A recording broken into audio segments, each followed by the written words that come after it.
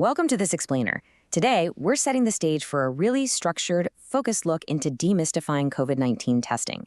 You know, the whole testing landscape can still feel like a total maze, but we've got this brilliant, comprehensive guide from Mederi Urgent Care to clear up the confusion. We're going to break down exactly what you need to know and precisely when you need to know it, so you're fully prepared for whatever scenario comes your way. So, which test is right for you? It's a question we've literally all asked ourselves over the last few years, right? Maybe you have an upcoming flight, or you just woke up with a scratchy throat and suddenly you're staring at this dizzying array of options. Do I need a PCR? Is a rapid test going to cut it? Whether you're trying to meet strict travel rules or just looking for peace of mind before seeing family, the anxiety around this choice is very real. But don't worry, by the end of our time together, you'll know exactly how to answer this every single time. Okay, let's dive into this roadmap from confusion to clarity. First, the testing dilemma. Second, PCR versus rapid tests. Third, travel rules and costs. And finally, results and next steps. Section 1, the testing dilemma. Making the right choice in a shifting landscape can be tough, so having a clear, actionable guide is absolutely crucial. It's completely valid to feel a bit overwhelmed right now. The rules and technologies just keep shifting. What we really need is a clear baseline, so you're not scrambling in a panic, but making a confident health decision. Usually, this overwhelm comes down to the high stakes attached to three main things: travel, work, and peace of mind. Think about it. Get it wrong for travel, you miss a flight. Get it wrong for work, you risk office exposure. And if you get it wrong for peace of mind, well, it completely defeats the purpose. Nailing the right test aligns directly with those three key motivations. Section 2. PCR versus rapid tests. Understanding tests. I promise we're going to explain the core differences here clearly, without getting bogged down in medical jargon.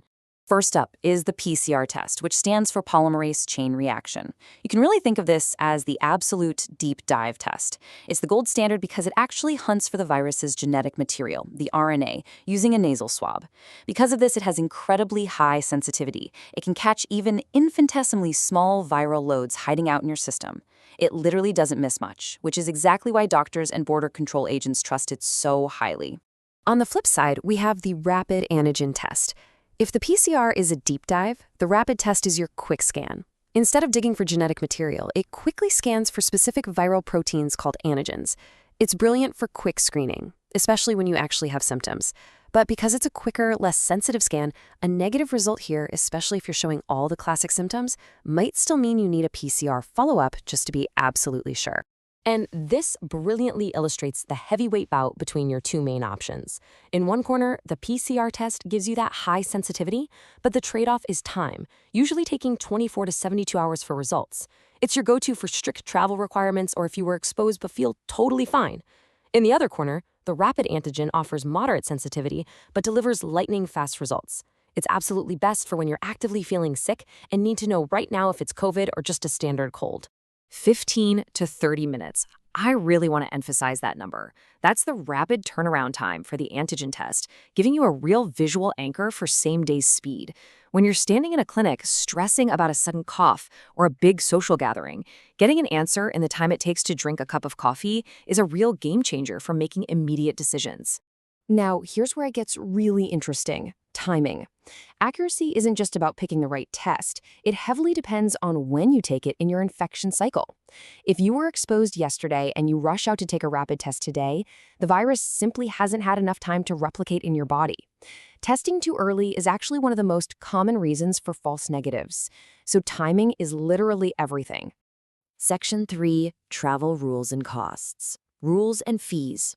We're pivoting to logistics now, because all that science we just talked about matters immensely to airlines and your wallet. If you're flying internationally, you're likely dealing with a timeline that looks a whole lot like this. Take a look at that 72-hour window prior to departure. A lot of countries require a PCR test exactly in this time frame because, as we know, it's the gold standard. They want that high sensitivity assurance. So you get swabbed at the 72-hour mark, aim to get those expedited results within 24 to 48 hours, and that leaves you with a nice, comfortable buffer before you hit 0 hours at departure. It takes a little planning for sure, but following this timeline step by step takes the panic right out of the whole process. And naturally, we have to talk about the financial side of things. PCR tests usually have a higher upfront cost because of all the complex lab work involved, though if it's medically necessary, your insurance might actually foot the bill. Rapid tests boast a much lower out-of-pocket cost, making them super accessible for a quick peace-of-mind check. My absolute best advice here? Always double-check your insurance coverage beforehand, and definitely don't be afraid to ask the clinic for their transparent, upfront self-pay rates. Section 4. Results and next steps. What to do after. This brings us to the final, most actionable phase of this explainer. What exactly happens after the swab?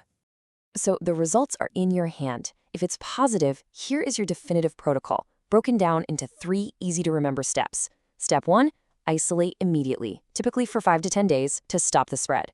Step 2, monitor your symptoms closely. Make sure you're resting and staying hydrated. And Step 3, inform your close contacts so they can kick off their own testing timelines. Sticking to these 3 simple steps makes a really stressful situation so much more manageable. But what if you get a negative result? Well, a negative test isn't exactly a magical free pass to ditch all precautions. You've got to keep practicing good hand hygiene, and you might still want to consider masking up in really crowded spaces.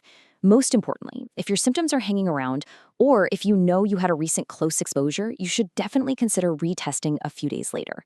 Remember what we said about timing and false negatives. So the crucial point is finding a reliable provider who can guide you through all of this is absolutely essential. This quote really hits the nail on the head. You want highly trained staff, trusted lab partners, and compassionate care. You need accurate PCR processing and people who actually care when you're feeling vulnerable. That's exactly the standard set by the source of our guide today, Mederi Urgent Care. If you happen to be in the Los Angeles area, Mederi Urgent Care has you covered. They have 3 super accessible clinics located in Hollywood/Melrose Hill, Glendale, and West LA.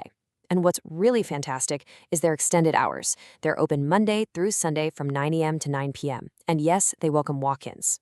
That kind of availability means whether you need an expedited PCR for a last-minute flight or just a quick rapid test on a Sunday night, they are perfectly equipped to help you out promptly. I want to leave you with this final, provocative thought. Do you have a proactive testing strategy ready for your next trip or sudden symptom onset? We've covered the differences, the timing, the whole shebang. The goal now is to treat testing not as a last-minute panic, but as an organized, understood part of your health routine. Next time you pack your bags or feel that little tickle in your throat, you'll know exactly what to do. Thanks so much for joining me for this explainer. Stay healthy and keep learning.